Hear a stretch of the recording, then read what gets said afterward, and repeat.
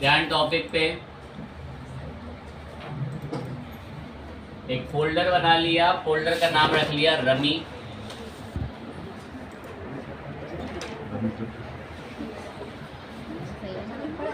और इसके लिए वर्डप्रेस भी भेज दिया।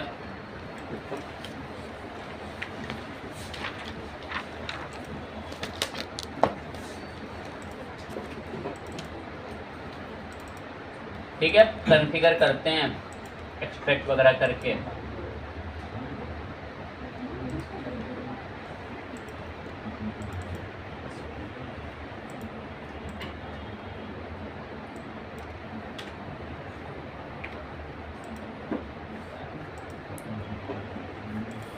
डेटाबेस भी बना दिया।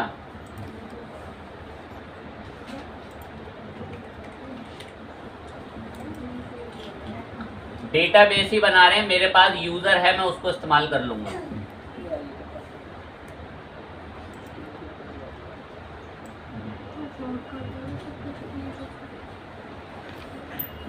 बना रही वीडियो। यूजर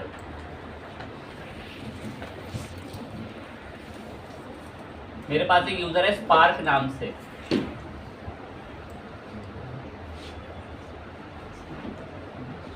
ये रहा हमारा डेटाबेस रमी। दोनों को परमिशन दिला के ऐड, प्रिविलेजेस दिलाई, ठीक है, कॉन्फ़िगर कर रहे हैं।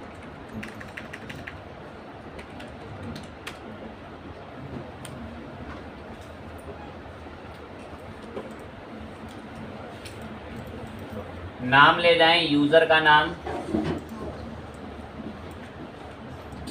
डेटाबेस का नाम बदल दिया, पासवर्ड यही है उस यूजर का जो मैंने बनाया था। सब एक्सपर्ट हैं इसमें करने में, मैं कोई एग्जाम अब सब उस पर बात हो चुकी है, अब हम इसी पे काम करते हैं।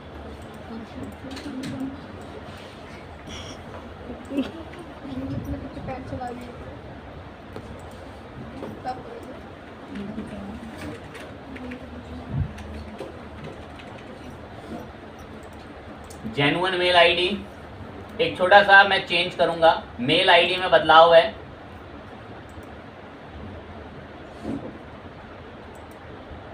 एक डिफरेंट यूजर की मेल आईडी डालूंगा मैं, यहां पर है, कुछ कारण है वो अभी डिस्क्लोज करेंगे।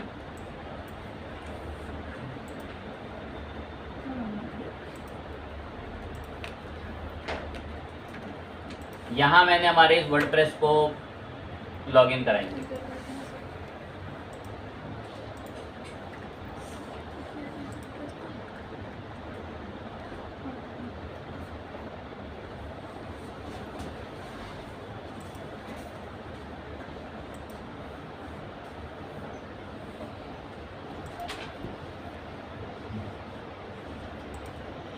थीम वीम पसंद करके डेटा के साथ इंपोर्ट करके मंगा लेंगे सब कुछ।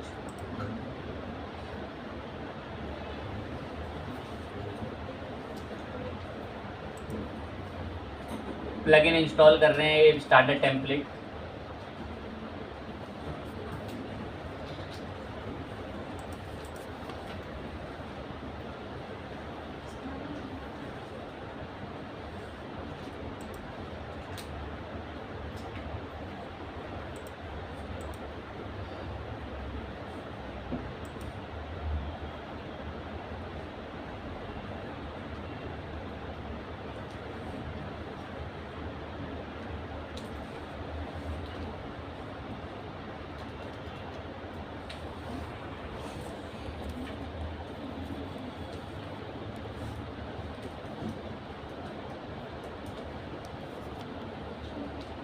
ब्लॉग्स में आके एक बनी बनाई टेम्पलेट चुनी,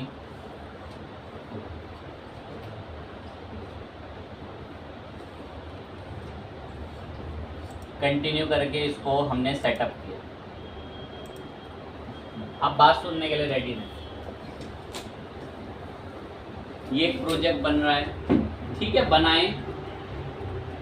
प्रोजेक्ट बनने के बाद मैंने इसमें 5 महीने तक आर्टिकल लिखे। कितने महीने तक? 5 महीने। कम से कम हमने इस प्रोजेक्ट को बन जाने के 5 महीने तक आर्टिकल लिखे और कम से कम 150 आर्टिकल लिख दिए। कितना आर्टिकल? 150। अब एक क्वेरी ये है, गूगल को क्या कोई सपना आ रहा होगा कि मैं 5 महीने से बना के बैठा हूं ये सब कुछ? अभी तक जो हम एसईओ पढ़ रहे हैं ना, उसमें गूगल तो इन्वॉल्व ही नहीं है। उसकी एल्गोरिथम्स के लिए प्रैक्टिस तो चल रही है। अच्छा title, keyword stuffing, active voice, उसके रूल के लिए तैयारियां तो चल रही हैं, लेकिन उसको कुछ नहीं बताते कि हम ये काम करने जा रहे हैं।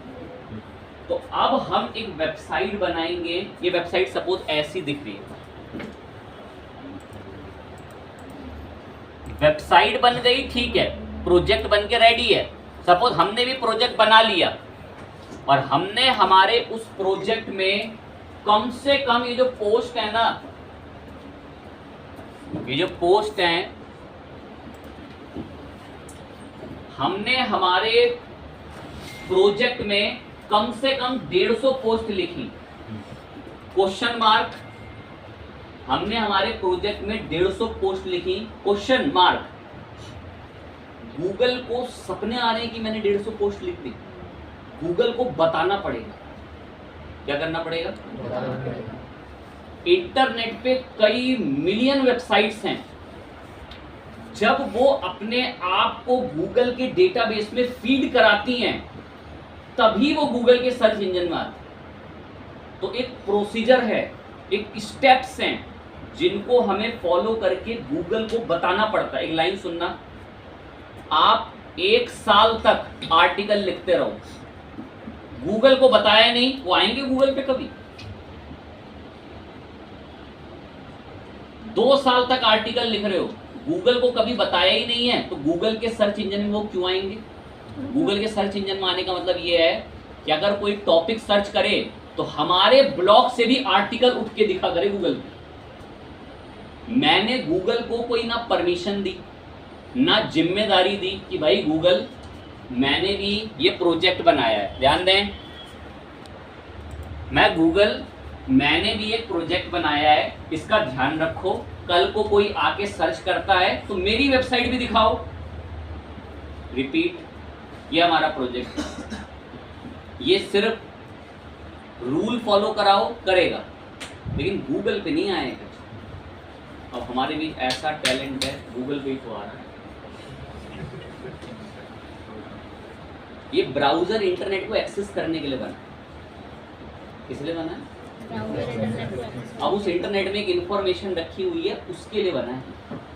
अब कुछ बच्चे अगर ऐसा सोच रहे हैं, जैसे इसमें एक आर्टिकल लिखा है, ये मैं ब्लॉग के पेज पे गया,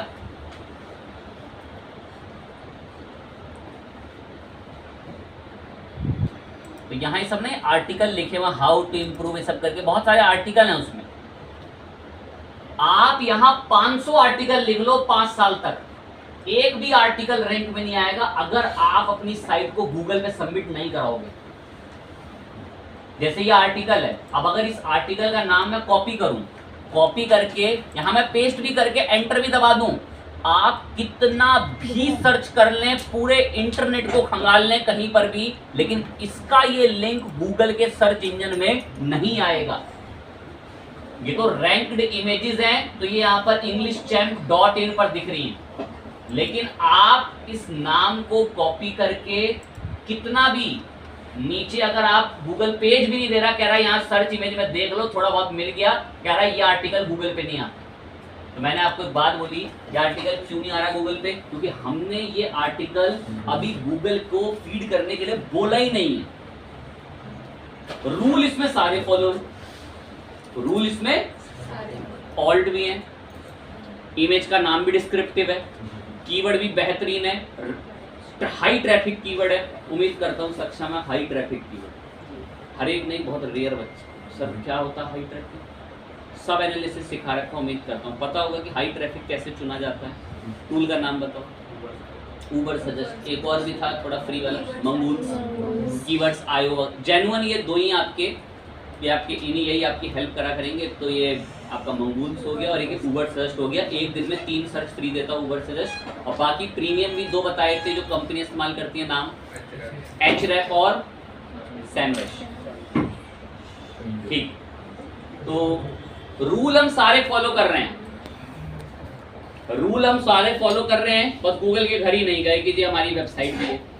तो अब उस समय आ गया है कि गूगल के घर का दरवाजा खटखटाया जाए कि भाई गूगल हमारी भी वेबसाइट है, कल को अगर कोई कुछ सर्च करता है ना तो ध्यान रखना हमारी साइट पर।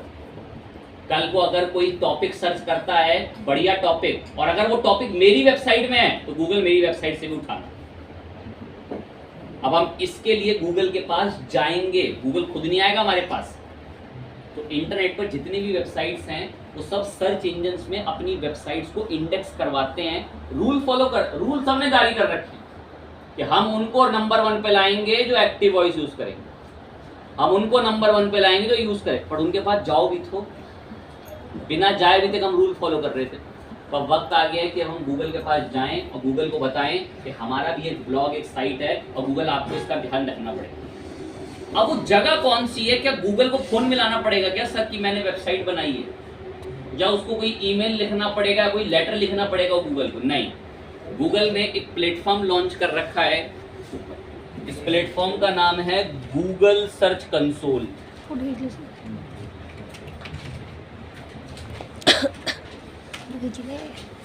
गूगल ने एक प्लेटफॉर्म लॉन्च कर रखा है, प्लेटफॉर्म का नाम है गूगल सर्च कंसोल।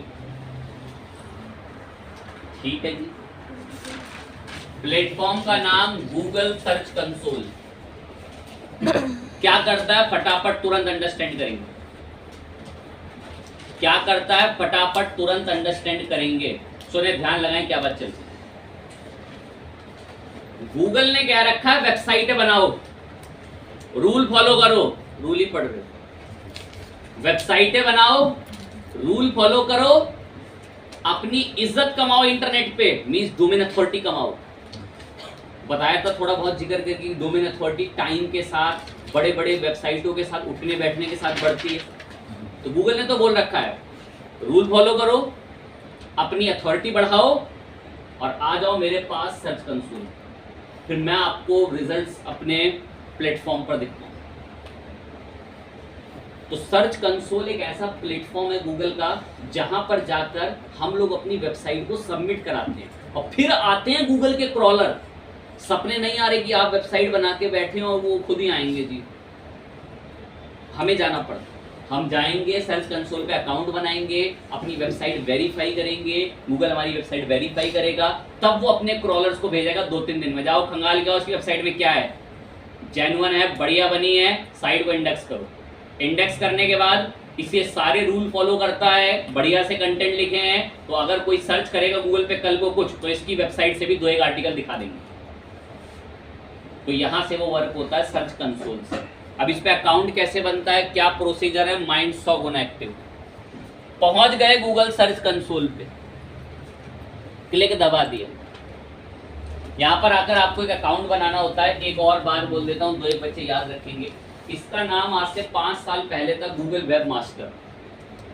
इसका नाम आज से 5 साल पहले था गूगल वेब मास्टर। जब हम इसको करते थे तो जब मैंने इसको कभी पढ़ा था आपसे 8-7 साल पहले, 9 साल पहले, तो इसका नाम था गूगल वेब मास्टर।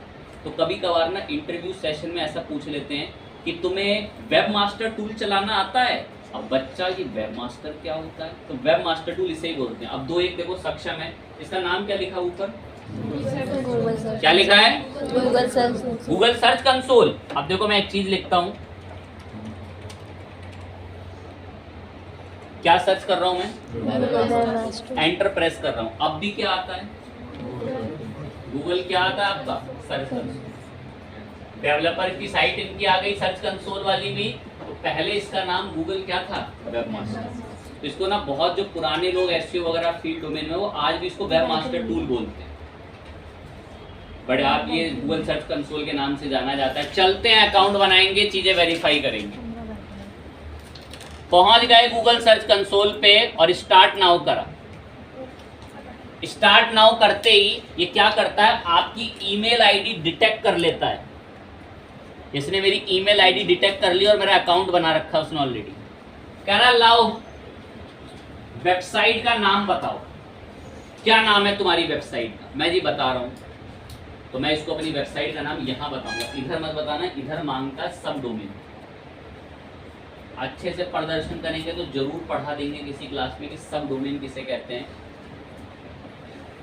अब 2-1 हैं हमारे बीच जो कर लेंगे, इतना अगर बोल दूंगा तो उनमें शक्ति है ऐसी। ये वेबसाइट का URL का क्या नाम है?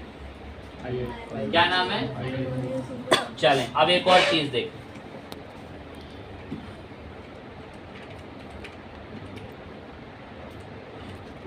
पहले वाली वेबसाइट का क्या नाम था अभी दिखाई? IACSindia.com। और जो अब मैं एंटर प्रेस कर रहा हूँ ये IACS के सब डोमेन की वेबसाइट। IACS के किसके? सब domain. learn.IACSindia.com, not slash, this is सब डोमेन। ये क्या है? सब डोमेन। तो हमने भी हमारे पास सब डोमेन बनाना सिखा दूंगा, कैसे बनता है उसकी टेंशन ना। तो वो वहां पूछ रहा था, ये यहाँ पूछ रहा था, कह रहा लाओ वेबसाइट का लिंक दो, लेकिन यहाँ क्या मांगता है? मैं सब डोमेन है ही नहीं तो क्या बता। कह रहा लाओ वेबसाइट का लिंक दो, फिर मैं दे रहे हैं। पता मैं इसको वेबसाइट का लिंक क्यों दे रहा हूँ? ताकि ये हमारी वेबसाइट को गूगल के डेटाबेस में फीड कर ले, और कल को कोई आर्टिकल सर्च करे तो मेरी वेबसाइटों से भी उठ के जाएं। अब सोचें, आज से 2 महीने पहले, अब 4 महीने पहले आपको मैंने ब्लॉगर पढ़ा, उसमें कभी भी किसी बच्चे का ना वेबसाइट का नाम तो आता था गूगल पे, लेकिन कभी कोई अपना टॉपिक सर्च कर लेना तो कभी जीवन में गूगल पे नहीं आता। अगर वो कोई टॉपिक भी लिख ले, उसने HTML के ऊपर लिखा, कुछ भी चीज के ऊपर, कभी नहीं आया गूगल पे रैंक। कारण वेब मास्टर पे सबमिट ही कहाँ था। अब उस समय बच्चा, मेरा पोस्ट रैंक पे नहीं आ रहा, क्यों नहीं आ रहा सर, मैं इतनी मेहनत कर रहा हूँ सर, उसका फल कहाँ है? तो उस फल का एक पूरा रास्ता है जी। तो जिनको पाथ पता, आपका तो कोर्स ही वही है। अब भाई एक पाथ की बहुत ज्यादा सही नीड होती है। अब आप तो उस कोर्स में पढ़ रहे हैं तो आपको पाथ दिख रहा है। कह रहा है लाओ वेबसाइट, मैं बता रहे हैं वेबसाइट URL, और ये इसको बताया। मैं गूगल, ये मेरी वेबसाइट है, इसका ध्यान रखना। अब ये कह रहा है मुझे तो विश्वास नहीं हो रहा है आपकी साइट है, क्योंकि हमारे बच्चे का बस चले, पता है क्या लिखते हैं? www.facebook.com, कि वो उसकी साइट है। तो मुमकिन ही नहीं, तो इसीलिए वो यहाँ इसका वेरिफिकेशन करेगा। क्या करेगा इसका? ये वेरिफिकेशन कहेगा प्रूफ कराओ तुम्हारी है या नहीं है, वरना मैंने बताया तो उसका सपना क्या है? facebook.com, insurance.com, पता नहीं 56-57 मिलियन डॉलर का डोमेन उसका है जी। तो ये बड़ा रिस्क। दैट्स वाई मैं जैसे ही कंसोल पे आके अपनी वेबसाइट बताऊंगा तो ये बोलेगा पहले अपनी वेबसाइट वेरीफाई कराओ कि वेबसाइट के ओनर तुम ही। मैंने कंटिन्यू पे क्लिक करा, वेरिफिकेशन शुरू हो गई।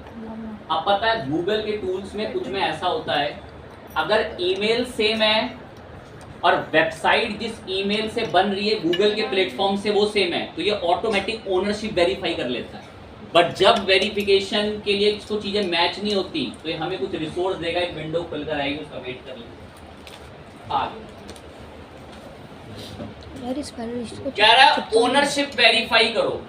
कह रहा मुझे विश्वास नहीं हो रहा ये रमी वाली साइट तुम्हारी है। मैं हमारी है।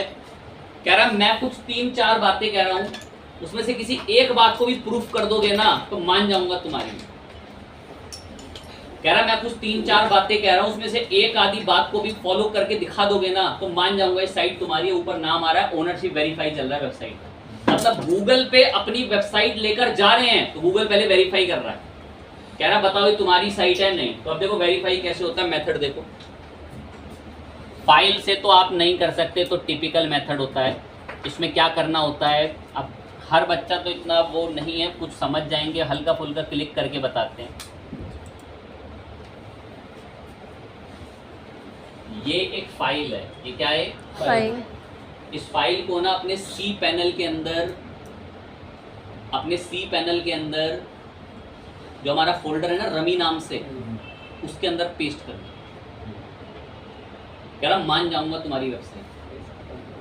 तो ये तरीका है वेरीफाई का। उम्मीद करते हैं सी पैनल क्या है। तो ये कह रहा है कि अगर तुमने अपने सी पैनल के अंदर अपने रमी प्रोजेक्ट में ये फाइल डाउनलोड करके पेस्ट कर दी, मतलब वहां ऐड कर दी और वेरीफाई कर दिया, मैं ओनरशिप वेरीफाई कर दूंगा, मैं मान जाऊंगा तुम्हारी वेबसाइट। तो एक ये रास्ता है। बट मेरा सबसे फेवरेट और सबसे जेन्युइन रास्ता है ये वेरिफिकेशन टैग। कह रहा है ये एक मेटा टैग है, कह रहा है इस टैग को कॉपी करके अपनी वेबसाइट में हेड सेक्शन के अंदर अगर तुमने पेस्ट कर दिया, मैं मान जाऊंगा तुम्हारी साइट। कौन से सेक्शन में?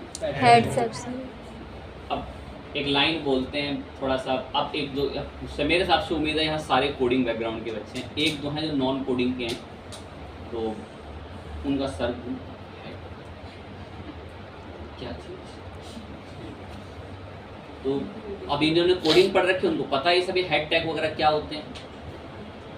और अरे इतनी टेंशन ना ले, जो नॉन कोडिंग वाले हैं वैसे भी तो एक कल तो वैसे भी नहीं पढ़ते। एक समय पर जब हमने HTML शुरू करी थी ना, तो उस समय जब मैं हेड HTML का मतलब टाइटल का मतलब बताता था ना, तो मैं हेड का मतलब बताता था, बोलता था समय आएगा तो हम हेड के नीचे सर्विसेज ऐड करेंगे। बड़ी कीमती लाइन है, कोई कभी जीवन में खैर नहीं है, बहुत रेयर कुदरत ने भेज दिया। तो उस समय मैंने जब HTML शुरू करके पढ़ा रहे थे तो बच्चों को 4-5 बार बोलते थे कि देखना आगे चलकर ना हेड के नीचे वेबसाइट में सर्विसेज ऐड होंगी, और आज देखो सर्विस ऐड होने के लिए राजी है। ये सर्विस ऐड होके वेरिफिकेशन करवाएगी कि वो हमारी साइट। अब ये ऐड कैसे होता है कोड उसे सीखें। इस कोड को कॉपी कर लें, इस कोड को कॉपी कर लें और कॉपी करने के बाद अपने वर्डप्रेस में आए। वर्डप्रेस में अपीयरेंस में एक ऑप्शन मिलेगा थीम फाइल एडिटर, क्या आप अपनी फाइल की, अपनी थीम की एडिटिंग फाइल खोल सकते हैं। धमकी देगा तुरंत खुलते, थीम फाइल एडिटर तुरंत वार्निंग आ रही, कह रहा है वेबसाइट की कोडिंग में जा रहे हो, एक शब्द भी इधर उधर हो गया ना वेबसाइट बंद हो जाएगी। मुझे पता है, आई अंडरस्टैंड। तो जो नॉन कोडिंग वाले होते हैं उनको दर्शाने के लिए पॉपअप आता है, फिर टेंशन नहीं ले, बस एक रास्ता उसे रट लें। वो जो टैग है ना, जो मेटा करके टैग था, उसको यहीं पेस्ट करना है। वो कहाँ पेस्ट करना पड़े, इनके लिए बहुत आसान है जो कोडिंग वाले, क्योंकि उन्होंने वो रिसोर्स पढ़ रखे। आई अंडरस्टूड बोला, और आई अंडरस्टूड बोल के यहाँ थोड़ा इसको मैं कॉपी भी कर लेता हूँ, ये कॉपी कर दिया। यहाँ पर आए हमारी वेबसाइट में अपीयरेंस में कौन सी फाइल एडिटर में, थीम फाइल। यहाँ थोड़ा नीचे चलोगे तो एक फाइल मिलेगी header.php। ये header.php पे क्लिक कर देना, header.php पे क्लिक करना, थोड़ा नीचे करना, ये आपको एक टैग दिख जाएगा। कौन सा टैग? और ये पता है यहाँ पर क्या बोल रहा था, चलो पढ़ देते हैं। कॉपी करो मेटा टैग को और ब्लो पेस्ट कर देना नीचे अपनी साइट के होम पेज के, और वो जगह होनी चाहिए कौन सा सेक्शन, हेड सेक्शन। और बॉडी सेक्शन से पहले बिफोर। ये आकर मैंने ये जो हेड टैग, ये रहा हेड टैग, ये header.php में होता है हेड टैग। इस हेड टैग के नीचे एंटर प्रेस करो और ये पेस्ट कर दो। जिनके नहीं चल पाते ना, गूगल मुझसे वेरिफिकेशन करवा रहा है कि साइट मेरी ही है या नहीं। और इसके दो प्रूफ के सबसे मजबूत रास्ते हैं। एक cPanel वाला बताया कि वो फाइल डाउनलोड करके आप अपलोड कर दो, क्योंकि कुछ को पता है वहाँ फाइल अपलोड होती है, तो कुछ का एक वहाँ फाइल जाएगी कैसे, कौन सा रास्ता आ गया, हमने तो कभी फाइल जाते हुए नहीं देखी वहाँ पे। तो वहाँ एक ऑप्शन आता है किस नाम से, अपलोड, ऊपर ही आता हो फाइल मैनेजर, तो वहाँ वो फाइल अपलोड हो जाएगी। एक रास्ता है, सबसे इजी रास्ता यही है, जो सबसे ज़्यादा इस्तेमाल होता है, जो सबसे ज़्यादा इस्तेमाल होता है वो यही रास्ता। बस अपडेट कर दो इस फाइल को,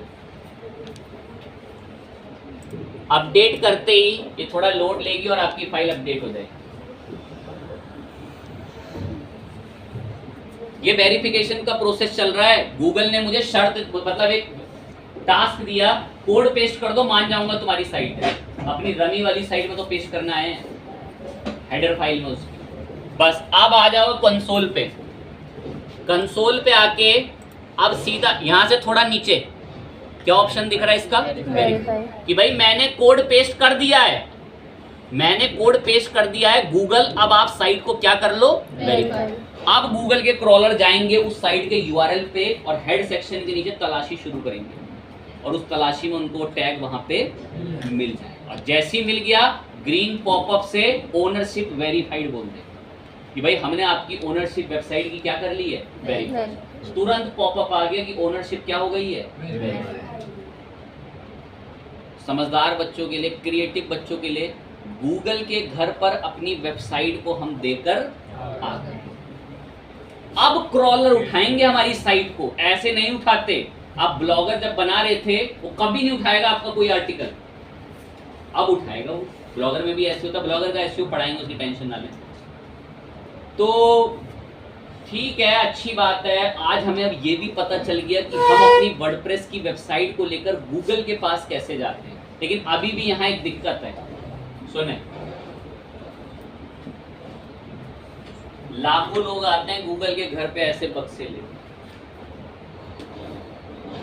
लाखों लोग आ रहे हैं। गूगल का कहना है मेरे लिए बड़ा मुश्किल है इन लाखों लोगों का मैनेजमेंट करना। कह रहा अपने घरों के नक्शे दो ताकि मेरे लिए काम क्या हो, आसान।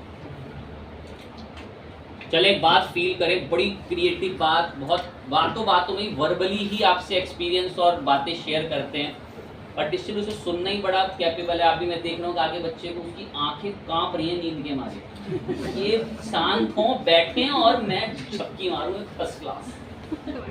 वो लड़की है, बताएं, उसका अगर नाम लूँ तो दूसरे बच्चे सब उसके ऊपर बेइज्जती, तू कैसी लड़की, दूर बैठ, बेइज्जती करा रही है यहाँ सबके हमारी बैठ के। इतनी महत्वपूर्ण बातें चल रही है, उसकी आंखें कांप रही हैं कि बस ये इधर उधर हो और वो मैं उसे क्या कर लूँ, बंद करूँ। ठीक, अब सीरियस हो गई काफी, अब देख अब फोकस डालने को। चले कोई नहीं, अब उसका नाम क्या लें। तो बात चल रही थी कि गूगल कह रहा है ठीक है तुमने ओनरशिप वेरीफाई करी, मैं फिर इसको गो टू प्रॉपर्टी बोल देते हैं। गो टू प्रॉपर्टी बोलते ही ये हमारा एक डैशबोर्ड बना देता है गूगल अपने सर्च कंसोल पे, और यहाँ क्या दिखाता है, 48 घंटे में ये अपडेट हो जाता है। और इस अपडेट होने का फिर पता क्या होता है, हमारी वेबसाइट से कोई भी गूगल का क्लिक आता है ना गूगल से, तो यहाँ पर उसकी रिपोर्ट दिखनी शुरू होती है। पर एक मैंने बड़ी प्रॉब्लम भरी बात बोली जो बड़ी दिक्कत देगी, वो दिक्कत क्या है सुने। गूगल कह रहा है अपनी साइट का नक्शा दो। सर नक्शा क्यों देना, मैप क्यों देना गूगल को अपनी साइट का। सुने, आपकी वेबसाइट में 400 आर्टिकल हैं, कितना आर्टिकल है, 400। गूगल बेचारा कहाँ कहाँ ढूंढे आर्टिकलों को, कह रहा नक्शा दे दो, मेरे क्रॉलरों को आसान होगा कोई आर्टिकल उठाने में। आप ही फील कर लो, आपको एक ऐसी जगह छोड़ दें जहाँ 500-600 रूम्स ही रूम्स हैं, लेकिन आपको घुसने से पहले वहां एक नक्शा दे दिया कि ये वाला रूम इस जगह पर है, तो आसान हो जाएगा ना काम। As it is for Google algorithms. Google के एल्गोरिथम्स का कहना भाई मेरे पास बहुत लोग आ रहे हैं ये सब अपनी वेबसाइटें ले लेके, मैं किसका कब कहाँ क्या याद रखें, खुद ही अपनी वेबसाइटों का मैप बना के दो हमें। और वो मैप ना एक भाषा में बनता है, यानी कि सब कुछ भी कोई लिख रहा है कि गली नंबर 2 में मुड़े 3 नंबर में ना आए, ऐसा नहीं है जी वो नक्शा। मैं मैप बोल रहा हूँ ना तो कुछ के दिमागों में गूगल मैप ही आ गया होगा। मैप का मतलब है वो एक भाषा से बना हुआ मैप है, उस भाषा का नाम है XML। XML लैंग्वेज से वो मैप बना हुआ होता है और हमें वो मैप बना के गूगल को सबमिट करना होता है। मैप बना के गूगल को क्या करना होता है, सबमिट। अब वो मैप अपडेट होने में समय लेता है, बट एटलीस्ट अभी मैं आपको बता जरूर दूंगा वो मैप बनता कैसे, एक्टिवनेस रहे।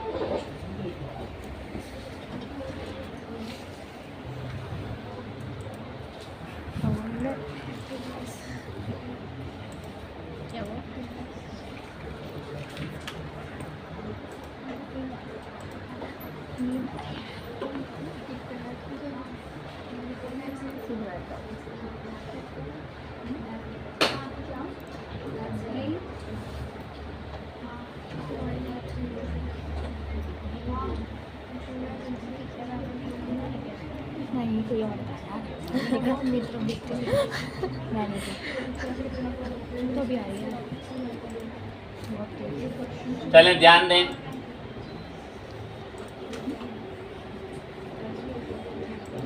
इंटरनेट पे टूल्स आते हैं,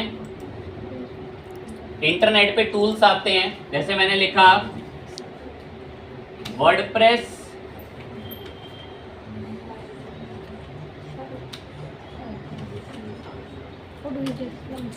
WordPress site map generator online, मतलब ऐसा टूल जो वर्डप्रेस की साइट का क्या बनाए, नक्शा मैप बनाए। तो कुछ टूल्स आते हैं, दो एक आपको ओपन करके दिखाएंगे। प्लगइन्स भी आते हैं वर्डप्रेस के। चलें, यहाँ पर अपनी वेबसाइट के यूआरएल बताना होता है, फटाफट कॉपी किया। ये स्लैश वाली साइटों से थोड़ा नाराज रहते हैं, तो एक दो उसमें कुछ बनाते हैं, कुछ अवॉइड है। अब ये देखो, ये लग गया। ये टूल मेरी इस वेबसाइट के यूआरएल उठाएगा, उनका एक बढ़िया सा एक्सएमएल भाषा में नक्शा बनाएगा। इस टूल को भी जिम्मेदारी दे आए। एक थोड़ा क्रैश रहता है बड़ा, ठीक है, हमने नाम वाम बता दिया, स्टार्ट क्रिएटिंग पे बोल दिया। तो ये अपना टाइम वगैरह जो भी लेगा जनरेट वगैरह करने में,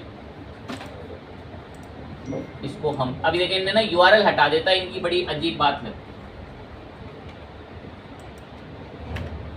हाफ साइड में जनरेट करवाते हैं कि मेनली करो।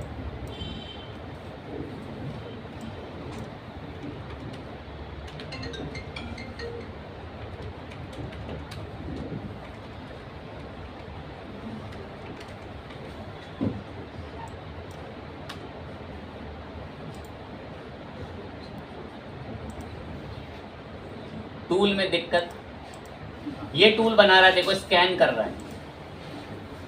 ये वाले टूल पे भी अपनी साइड बोल के आ गए। ये भी टूल है, इन सबको बोल दो, सब जनरेट करने में लग गए। और वरना एक और जो जेन्युइन मेथड माना जाता है ना, वो इसका प्लगइन इंस्टॉल कर लो वर्डप्रेस का, आपकी साइट का वही नक्शा बना देगा। सिर्फ साइट मैप लिखो, दूसरे पहले नंबर पे आ जा। बनाता योस्ट भी है, थोड़ा मुझे विश्वास कम रहता है योस्ट वाले पे, लेकिन एक प्रॉपर प्लगइन है एक्सएमएल साइट मैप जनरेटर, इसको भी इस्तेमाल कर सकते हैं। साइट मैप को कलेक्ट करने में गूगल के एल्गोरिथम्स को टाइम लगता है, 48 आवर, 24 आवर्स। ये रहा प्लगइन इंस्टॉल हो गया साइट मैप जनरेटर, या अपीयरेंस में छुपा बैठा हुआ है, या सेटिंग्स में मिल जाता है। ये रहा सेटिंग्स में एक्सएमएल साइट मैप जनरेटर। ये देखो, इसने ना जैसी इसकी सेटिंग्स में आओगे, जैसी सेटिंग्स में आओगे ना ये साइट मैप जनरेटर की, इसने अपने आप आपकी साइट के लिए देखो एक लिंक बना रखा है, और यही आपकी साइट का नक्शा है। इस पर क्लिक दबा दें, देखो ये कैसे ये सारे लिंक्स पे लिंक्स ओपन हो जाते हैं साइट मैप के। ये सारे इसने साइट मैप HTML सब एक एक पूरी साइट पोस्ट को लेकर, हर एक पोस्ट के लिंक्स को लेकर पूरे प्रॉपर मैप्स बना के रखता है। तो ये जो लिंक्स है ना, ये एक तरीके का मैप है। ये लिंक्स एक तरीके का क्या है, मैप। यही मैप हमें सबमिट करना होता है। और ये मैप सबमिट कैसे, देखो बनाए इन्होंने भी होंगे, बनाए इसने भी हैं, सारे पेज पे स्कैन करके व्यू साइट मैप डिटेल। चाहो तो साइट मैप को यहाँ पर से डाउनलोड भी कर सकते हो और अपलोड करके भी फाइल को बता सकते हो। Download your site map file, ऐसे क्लिक करा तो ये हमारी साइट मैप की फाइल को क्या कर देगा, डाउनलोड। ऐसे भी कर सकते हो, ये भी तरीका है, इसको भी बताते हैं।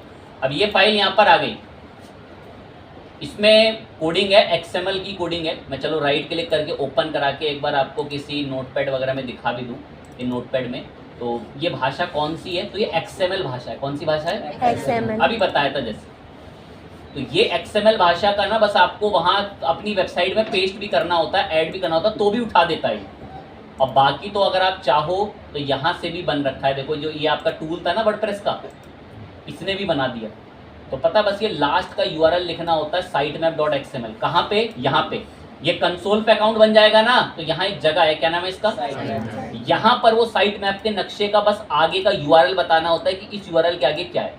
तो इस URL के आगे जो अभी हमें आगे देखने को मिल रहा है वो यही है, XML sitemap.xml कर, ये रहा। इसको कॉपी करके हमें ना यहीं पेस्ट करना होता है। बट इन केस अगर ये एरर देता है, अनफेच बोलता है, तो उससे घबराना नहीं है, इसमें टाइम लगता है। ये एकदम से ऐसे साइट मैप नहीं उठा लेगा, एटलीस्ट 48 आवर जब सारा डेटा आना शुरू होगा तो वेरीफाई करता है। बट आपको यहाँ पर उसे सबमिट कर देना है, वो सक्सेसफुली डेटा को गेट कर लेगा। यहाँ पर देखो सक्सेसफुली साइट मैप हो गया, कह रहा हम नोटिफाई कर देंगे अगर कोई चीज बदलनी होगी, बाकी आप इस सक्सेसफुली हो चुका है। वुडंट फैच अगर सक्सेस लिखा हुआ आ गया, मतलब गूगल के घर पे आपकी साइट का नक्शा चला। और जेन्युइन जो मेथड एक और भी है ना सबसे बड़ा, अभी आपने देखा होगा टूल में साइट मैप के नक्शे की फाइल डाउनलोड करें, एक टूल ने साइट मैप के नक्शे क्या डाउनलोड कराई, फाइल। उस फाइल को ना आप ऐसे डील कर लो। अब मेरे को होस्टिंग ओपन करनी पड़ेगी, चलें कर देते हैं। सी पैनल में आ गए, लॉगिन वगैरह कराया, फाइल मैनेजर में प्रोजेक्ट का नाम रमी। रमी के अंदर ना वो टैग वाली फाइल यहीं से अपलोड होती है जो मैं कह रहा था उसकी वेरिफिकेशन की कंसोल की। अब एक और जो फाइल है साइट मैप की, उसको भी यहाँ अपलोड कर सकते हो। अपलोड में सिलेक्ट फाइल में डाउनलोड में साइट मैप का XML बता के यहाँ भी अपलोड कर सकते हो। और अब यहाँ पे अपने साइट में अपलोड कर दिया ना, तो अब देखो आपकी साइट में ऐसे खुलना भी शुरू हो सकता है। वो learning.tricks करके RUMMY रमी में देखो आपकी साइट खुल जाएगी। लेकिन अब देखना एक चीज़ नोटिस करना, उसके आगे मैं एक शब्द लिखूंगा जो मैंने इम्प्लिसिट बनवाया है। सर्वर में भी चेक कर लें एक बार, अपलोड हो गई, बैक करते हैं। ये देखो एक फाइल भेजी मैंने, किस नाम से, साइट मैप। अब अगर मैंने अपनी वेबसाइट का नाम लिखा और इसके बाद अगर मैं काम करूं कॉपी करके, ये वाली यहाँ से कॉपी करके यहाँ पर इधर पेस्ट करके एंटर करें, हमारी साइट का क्या खुल रहा है। चाहो तो ऐसे लिख लो XML में, और चाहो तो जो अभी आपको मैं लिंक्स दे रहा था ऐसे भी लिख सकते। अब ये साइट मैप का नक्शा मैंने इसको कॉपी करा, और चाहो तो इसको भी कंसोल पे आके री-वेरीफाई ऐसे भी कर लो, वरना टूल से बना लो, वरना अपने सर्वर में अपलोड करके सबमिट करा लो। तो ये सारे रास्ते हैं सब कराने के, मल्टीपल तरीके, मल्टीपल बार करा लो, कोई ऐसी दिक्कत नहीं आएगी। आपके जैसे ही 48 आवर में यहाँ आंकड़े आने शुरू हो जाएंगे ना कि वेबसाइट में 3 लोग आए, 4 लोग आए, site map automatic data fetch शुरू कर देगा और यहाँ पर बता देगा कि कितने पेज डिस्कवर्ड हो गए, कितने पेज साइट मैप के थ्रू गूगल ने पढ़ लिए। और फिर गूगल पे अगर कोई वो चीज़ सर्च करेगा तो गूगल आपके पेजेस उठा के दिखाएगा। तो ये है प्रॉपर मेथड। अब एक लास्ट तरीका, ये थोड़ा फास्ट ट्रैक पर रहेगा, लेकिन निकल गया तो भाई बहुत प्रॉब्लम देगा। ये एक आर्टिकल है, मैंने एक आर्टिकल ओपन करा, वेट लेके इसको ओपन हो जाने देते हैं।